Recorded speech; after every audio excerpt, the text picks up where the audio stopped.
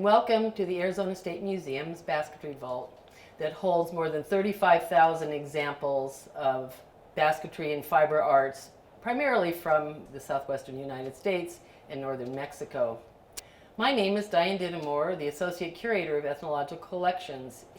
Of these 35,000 artifacts, about 4,000 of them come from historic and contemporary peoples of our region. And so this is what I'm going to be touring you through today.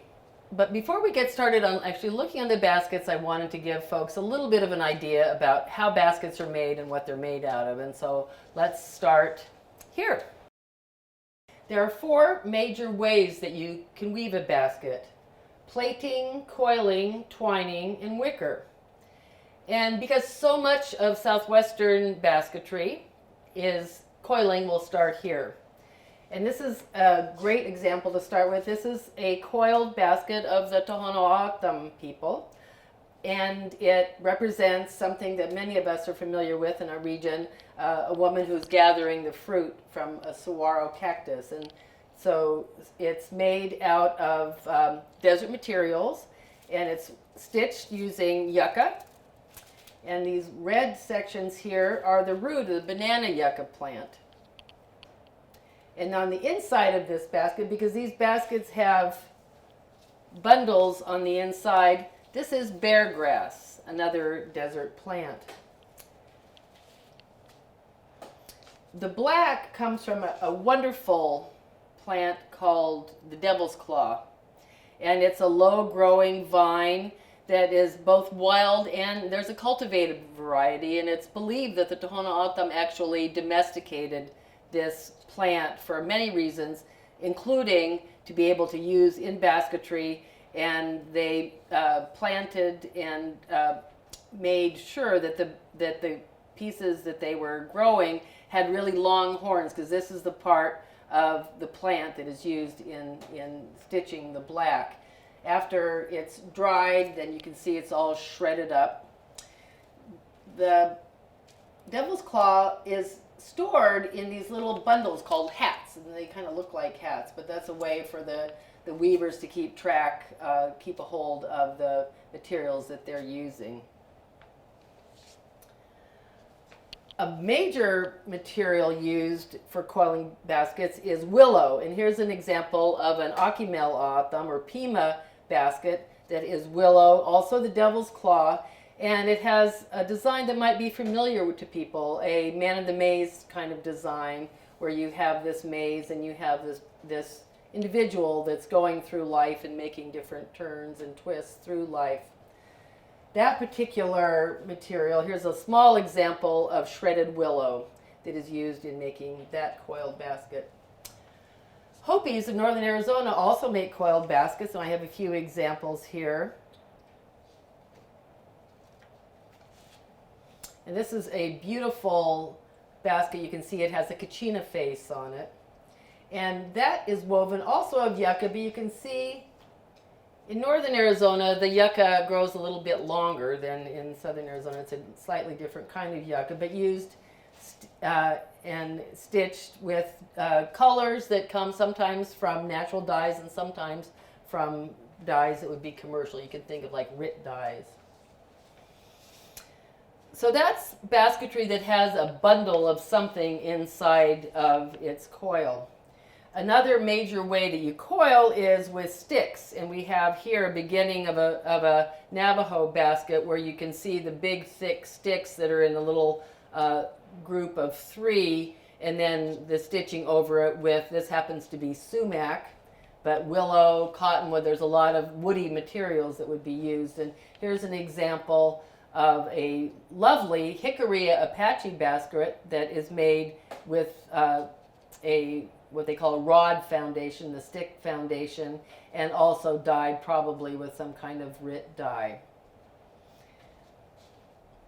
And then here is an example of an Apache basket, also woven of willow with the sticks inside, that has the devil's claw. Devil's claw is found in lots and lots of the basketry of our region. It's a great, tough material that is hard to use, and you can see it's often used in sort of smaller amounts, but great colors.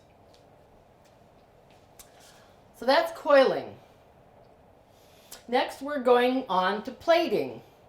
And plaiting is maybe a little simpler. It's just kind of over and under in a variety of different patterns. And this particular pattern you might see is a diamond twill pattern.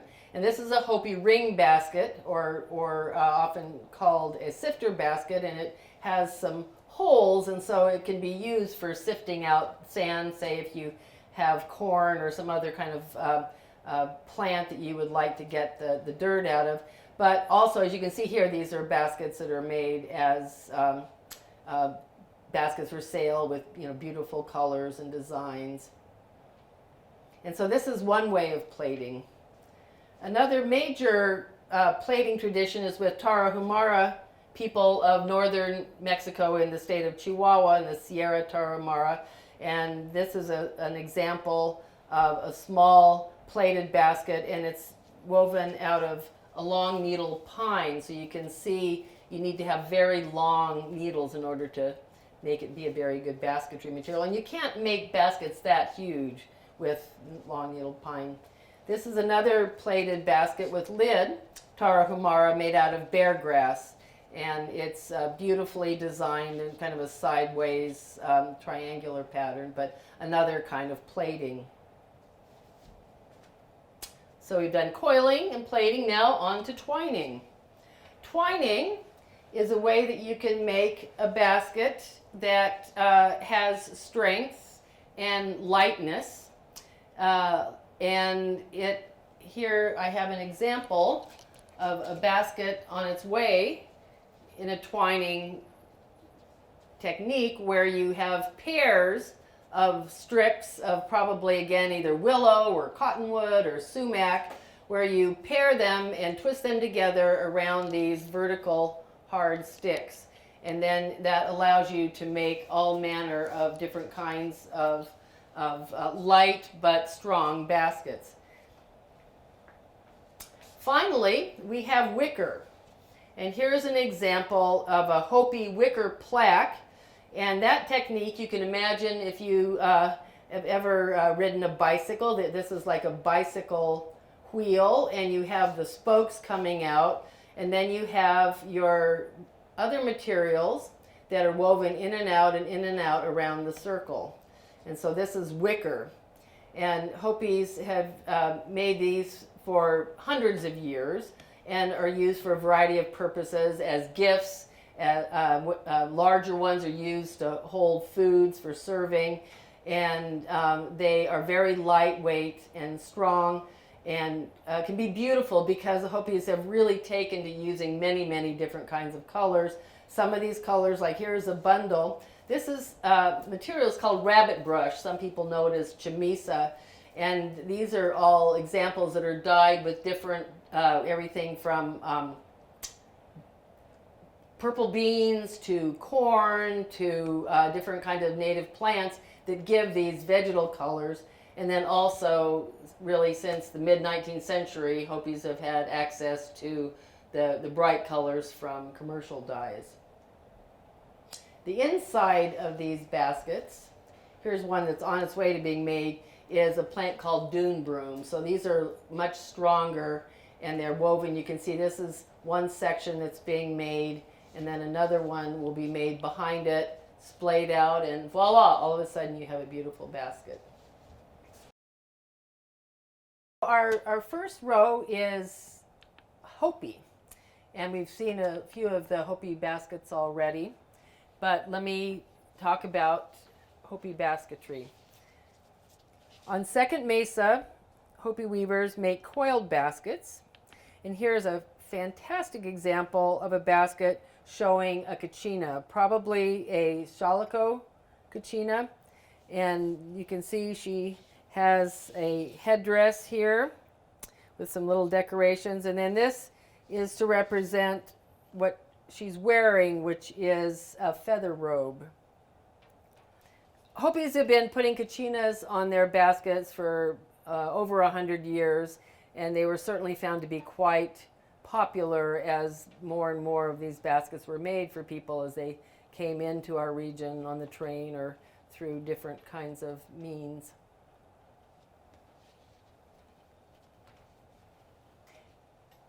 Here's an example of a lovely Hopi deep basket that might have been made to sell to people who might want to use it as a wastebasket in their house, or to put sewing materials or toys, every manner of things. And it has this fantastic bird design on it. Wicker baskets made in Third Mesa up in the Hopi Mesas. Little plaques about this size are very common gifts for young girls as they mature. And these this happens to have been made, fairly recently by a woman who still weaves tons and tons of baskets for her community, because there are always events, ceremonials, initiations, different reasons why you need baskets. And so at Hopi, basketry is still a major important craft that is shared within the community, as well as being used as a way to bring in money. And it's a very conservative style and technique for the most part, but there are some innovators. Here's a woman, Annetta Carew, who has taken the idea of a wicker basket, but then arranged it so that she has this butterfly design. Another innovation at Hopi has been by a weaver named Eva Honyestiwa, who had a fellowship at the School for Advanced Research in Santa Fe and developed this kind of basketry where you start out with coiling and then you end up finishing with plaiting. And so this is the spider and the spider web. And so this is one of Eva's recent creations. Now we're looking at a Navajo basket, and this particular basket is often called a wedding basket, although really more correctly it would be a ceremonial basket. It's used for a lot of different ceremonials and holding cornmeal and other materials that would be required in a ceremony. Also, they have been made for sale for many years. The distinctive thing about this is that it has, you can see it has a gap up here, and that gap, during the time these baskets are being used, that gap has to move to the east. It has to be aligned to the east. And there's many descriptions. The idea of having a gap in your painting or in your basketry goes back very, very far in the Southwest, and might have something to do with not wanting to have creativity or spirit or some kind of encircling something, that you'd want to have some kind of an escape mechanism. We have designs of mountains. There's different ways that this is interpreted, but it's a classic Navajo design woven of sumac. There's been a real explosion in creativity among Navajo weavers over the last several decades. And here's an example of a basket where the individual has a woven horned lizard in it, and then has actually lashed a carved horned lizard and projectile points onto the surface of the basket.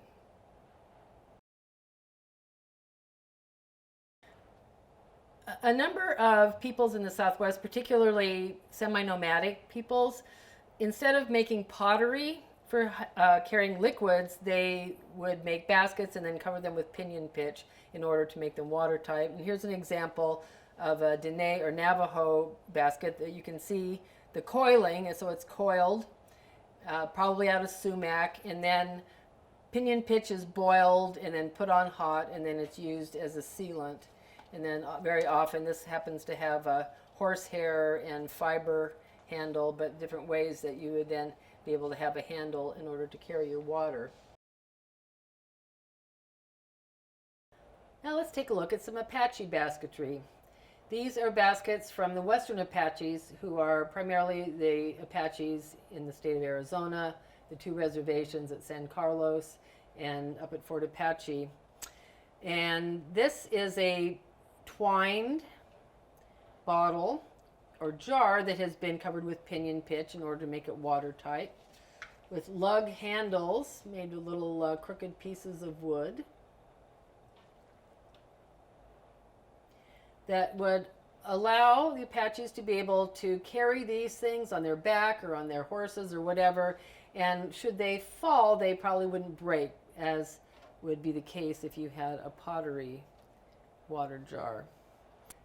Smaller versions of these could have been used as more of a personal canteen. You can see that this is a shape, a hourglass type shape, that you could then put your rope around and use it as a personal canteen. So basketry was a very popular trade item in the Southwest between tribal communities before the Americans even showed up. And this is an example of a basket that was collected, Western Apache basket that was collected at the Pueblo of Zuni. And you can see it's in very delicate condition, so our conservators have made a special mount for it. But you can see that it has a new base lashed on. It's a leather base that's been lashed on because the original base obviously fell away, and it marks how important these things were and the great care that was taken to get every last bit of use out of them before they had to be discarded.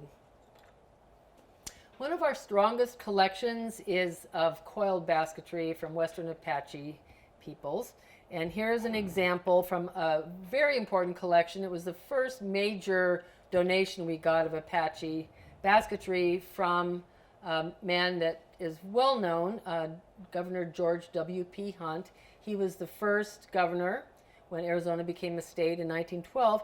And almost as important for the Arizona State Museum, he was a man who, when he was a legislator from Globe, created the Arizona State Museum through a legislative act in 1893. And so he's our forefather and a major donor. And so here's an example of one of the lovely, lovely baskets. He lived in Globe. He worked for a mine mercantile company before he went into politics. And so it may be that he collected these baskets when he was working at the mercantile. He also married a woman, Duet Ellison Hunt, whose family had a ranch up near Young, Arizona, which is very near the Fort Apache Reservation, and they ran a trading post. And so the thought is that probably some of these baskets came from his wife, Duet. And so in 1917, he donated almost 80 of these baskets that represent a really early period of time when basketry was really coming into its own. Included in Governor Hunt's donation were several examples of these really, really large jars, coiled jars with just fantastic designs on them, humans and animals, and designs that we really have no idea what the weaver had in mind, but we know that she was thinking of things as she added her designs to her baskets. These large jars, also often referred to as ollas, the Spanish word for water jar, are just some of the crowning achievements of basketry in the Southwest. Another great collection that we have of Apache basketry came from Minnie and E.E. Genther, who were missionaries, Lutheran missionaries up at Fort Apache in the early 20th century. And this is one of the baskets, and you can see it has a date on it. So we're pretty sure that it was made around 1922. And the idea was that Reverend Genther had given this weaver a calendar. And so she was obviously inspired by the calendar to put the date on. There's also, if you turn it around, you can see $5. And it's unclear why that why she decided to have that also as part of the design. Given the time, it might have been what she expected to be buying it or selling it for. So here we are in the aisles that have our Tohono O'odham basketry collection, and particular importance to us because O'odham have made more basketry than any other North American tribe for many years, and they're special to us because here we are at the University of Arizona on traditional Tohono O'odham land. One of the really important kinds of baskets for Tohono O'odham are these big, deep baskets that could be used for gathering but also had a special purpose of serving saguaro wine during the summer when the saguaro fruits ripen. They're gathered. The women have the long poles that they use to gather the fruits, and then it's made into a fermented beverage. And the attendant ceremony is what brings the summer rain. So you can imagine how important that was and still is today. And so this is an example of a wine basket. Many of them also have a little bit of red staining just for the years of being used to gather the fruits. One of the best Tohono O'odham weavers ever is named Annie Antone. She lives in the western part of Arizona, in the Ajo area. And for many years, she's been making these incredibly finely woven baskets with lots going on in terms of the pictorial content. And here we have a basket where she's showing a social dance, a circle dance. And you can see the women with their skirts that have the wave designs and the men with their ribbon shirts against a background of our fantastic Sonoran Desert.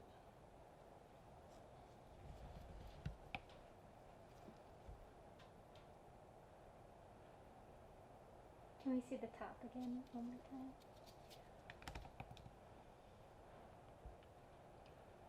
It's very cool. Annie is one of the few weavers actually signs her work. So you can see a little AA in devil's claw at the base.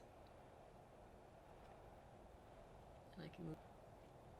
So over the years, there's been so many different efforts by the Tohono O'odham tribe, by outside individuals from the government, from religious groups, to keep basketry alive, to make it economically viable.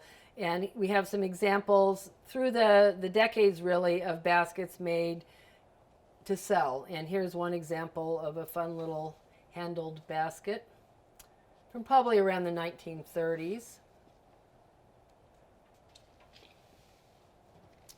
This is a basket from the 1960s that has one of our favorite landmarks, the San Javier Mission, which was certainly built with Tohono O'odham labor back hundreds of years ago. And this is the only basket I've ever seen with this particular design on it.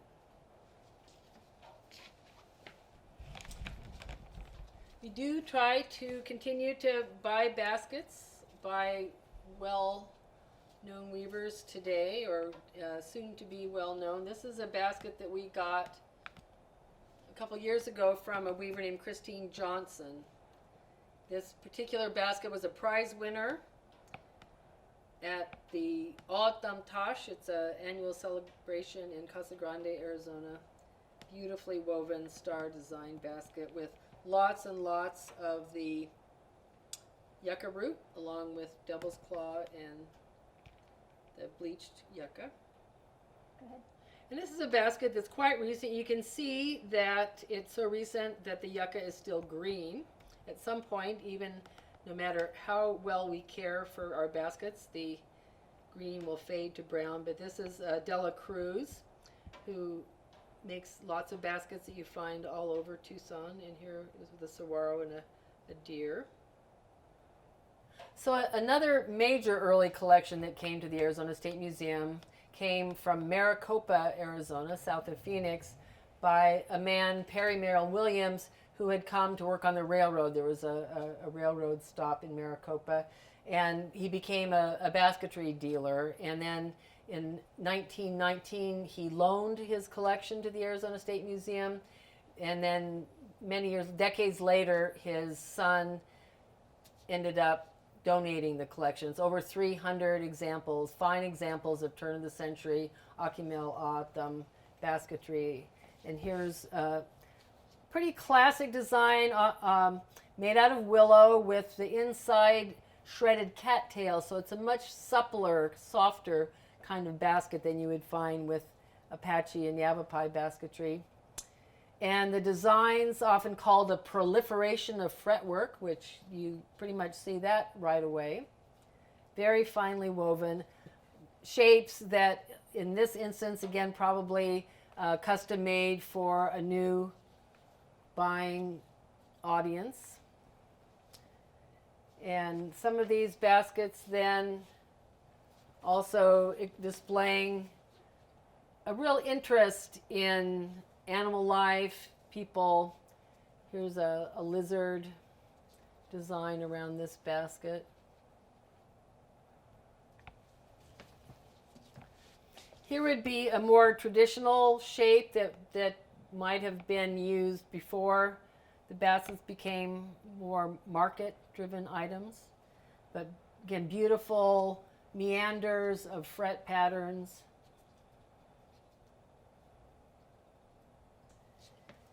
And 100-and-some-year-old example of Akimel Autumn weavers adding blue and white, in this case, glass trade beads as decorative elements on their baskets. So here's another example of a beaded basket, and it's particularly fun because it has lettering on it, and if you turn it upside down, you'll see that among other things it reads, "Arbuckles, the coffee that won the West."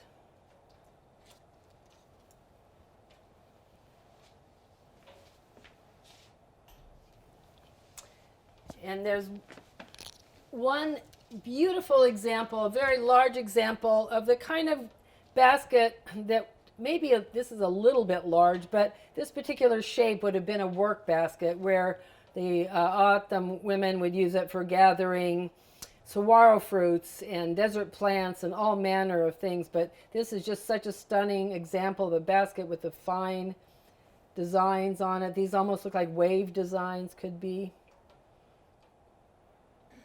So Yavapai people, whose traditional home was in west central Arizona, also make fantastic coiled basketry that is very similar to Apache basketry. Yavapais and Apaches were put together at San Carlos during the reservation period, and so there was a lot of intermingling of peoples and designs and techniques. We have some fantastic examples of basketry. We know where they came from, and this is a basket by a woman named Mary Jones of Peoples Valley, which is near Prescott. It was after the Yavapai people were allowed to leave San Carlos, many of them settled in the Prescott area. And so Mary of Peoples Valley, Mary Jones, very, very renowned weaver, and this is an example of one of the baskets that she made.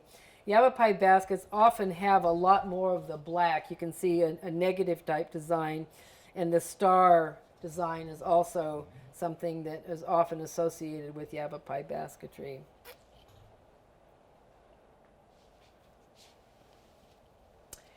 This is another Yavapai basket that we know was made for a woman named Rose, the mother of the man who ended up donating it, as a sewing basket. And so you can see an example of how the weavers would adapt what they're making for their new clientele, for the new people for whom they were making their baskets. And so this is Rose's sewing basket from the town of Mayer, Arizona, which is also kind of near Prescott. And this is really one of the most stunning examples of Yavapai basketry we have, also from the Mayer, Arizona area. And you can see it's completely filled with figures, with deer and people and seemingly mythological type individuals as well. And made out of devil's claw, and you can see a few little highlights of the yucca root. Here we have what looks like somebody, like a horned individual or some kind of person like that coming out of the earth, and that might have to do with some kind of creation or some kind of Yavapai traditional story.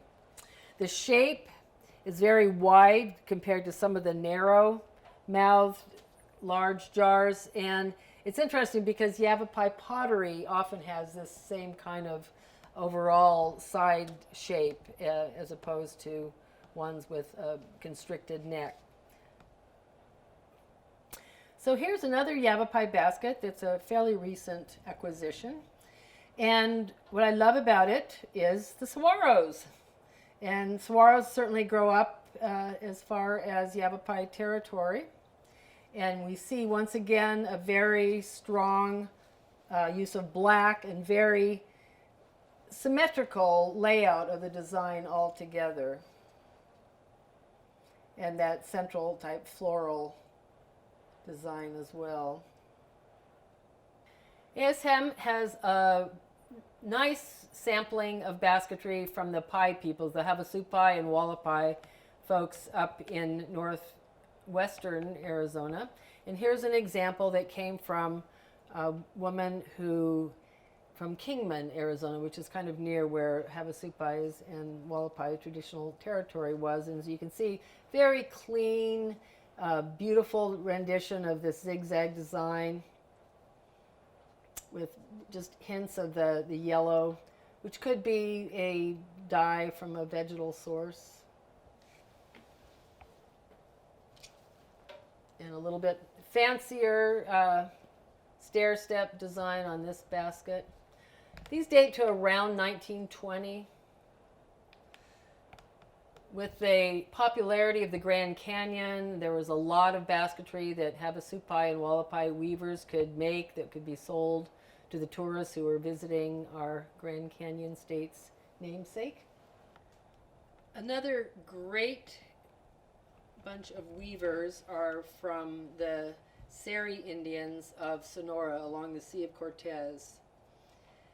And their basketry, their coiled basketry, is very tough. It's woven of a plant, limber bush, torote in Spanish, that makes it a very, very hardy kind of basket. You can imagine that all plants have to be pretty hardy to survive in the desert here. And this has a design on it that references manta rays, that if any of you people have been down to the Sea of Cortez or other places in the ocean, the manta ray, you may not want to run into it when you're in the water, but it had a lot of significance in terms of the Seri's oral history. And so here's a manta ray basket, finely woven. The brown dye is a natural dye used to color the fibers, and this would be the natural color of the split torote twigs.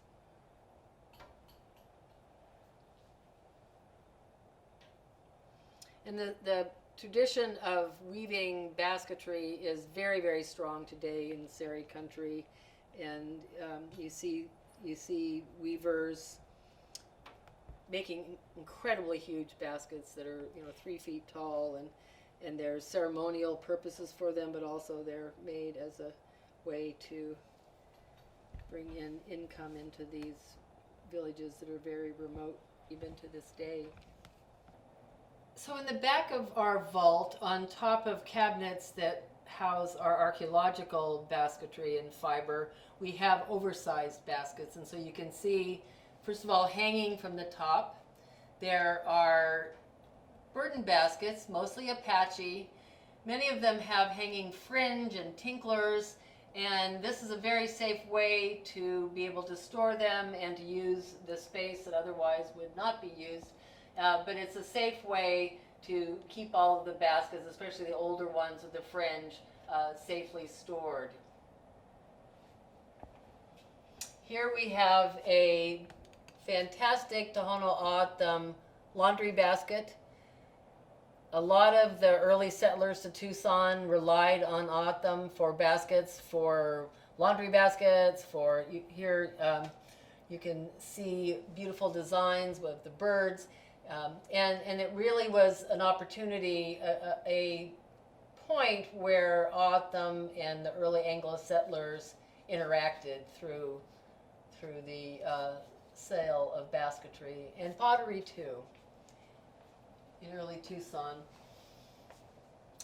This is perhaps one of the most fantastic baskets we have, a large Apache, or probably Yavapai or Apache Oya from around 1905, probably woven somewhere in the Globe area, with very, very distinctive designs of people and animals. An interesting thing about it is that there is an almost exact twin at the Peabody Museum at Harvard. It's a few inches taller, but sadly they don't know much about their basket either, and it's one of great challenges to try to track down who some of these brilliant weavers were, because they certainly have been lost to history. Maybe some of that information is retrievable, we hope so. And this is a very, very large burden basket that was woven by a woman, Evelyn Henry, who was a Smithsonian folk art prize recipient years ago, and it was just her idea to see how big of a basket she could possibly make. And it has got Gone Dancer, the crown dancers of Apache ceremonial life on the outside, and is truly a fantastic, very large basket. So another reason that we use end caps is to give a little bit of highlights of the collections that we have basketry from outside of the Southwest. And here's a quick snapshot of basketry we have from California, from Northern California all the way down to the South.